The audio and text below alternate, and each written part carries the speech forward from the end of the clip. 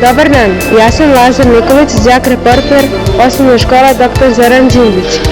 Jedna od aktivnosti u toku Dečje nedelje bila je pravljenje zastavica. Ovu aktivnost organizovala je Jelena Stamenović. Nastavnica, dobar dan. Dobar dan, Lazare. Možete li nam nešto više reći o ovoj aktivnosti koja se održala u našoj školi? Ovu aktivnost je osmislio učenički parlament. Na njihov predlog izradili smo zastavice na kojima su ispisana dečija prava. Ovom prilikom znači promovišemo dečija prava i te zastavice će učenici, predstavnici učeničkog parlamenta podeliti učenicima mlađih razreda kao i predškolskoj grupi koja je ovde pri našoj školi. Ko je učestvovao? Učestvovao je učenički parlament, učestvovali su takođe i učenici 5.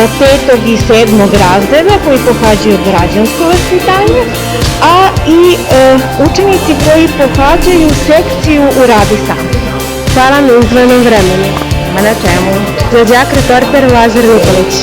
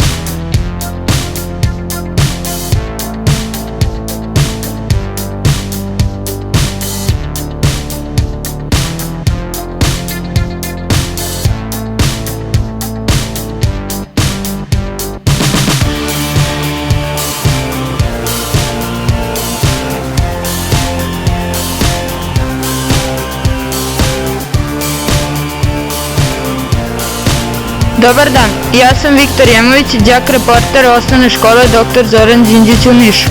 Danas imamo posebno zadovoljstvo da čas u prirodi provedemo sa nastavnikom fizičkog i zdravstvenog vaspitanja Zoranom Georgijevskim i njegovim učenicima. Nastavniče, sportski pozdrav. Pozdrav, deco. Recite nam nešto više o aktivnostima u prirodi. Kako je sve to zamišljeno? Pa ovako, bit će to pešačenje srednjeg intenziteta sa propratnim aktivnostima u prirodi u vidu starih sportskih disciplina kao što je nadvlačenje konopca, skok u dalj iz mesta i bacanje kamena s ramena. Koji sve uzrast učestvuje na ovom času? To će biti odeljenje 5. razreda. Što se tiče dece i omladine, šta biste im preporučili u vezi sa zdravljem, sportom i boravkom u prirodi? Pa ovako, sport, fizička aktivnost bi trebalo da vam bude navika i potreba. Iz takvih aktivnosti rađa se dobro druženje, dobar vedar duh i dobro zdravlje. Ako sve to praktikuju u prirodi, efekti su toliko bolji. Nastavniče, mi smo uživali sa vama i vašim učenicima i disali smo punim plućima. Hvala vam na izdvojenom vremenu. Hvala i vama na prilici da kažem nešto o onome što je moja profesija, ali i deo mog privatnog života. Za đak reporter Viktor Jemović.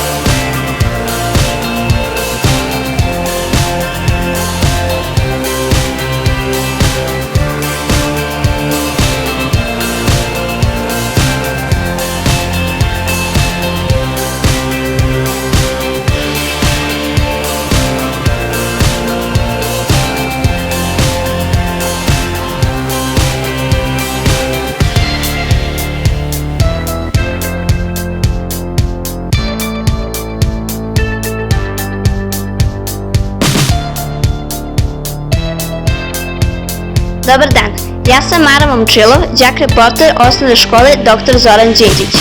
Danas je posljednji dan dečije nedelje pod nazivom Dete je dete, da ga volite i razumete. Svih ovih dana smenjivale su se razne aktivnosti, muzika, sport, pisanje, slikanje. Danas je sa nama tu direktorka naše škole Dragana Stevanović.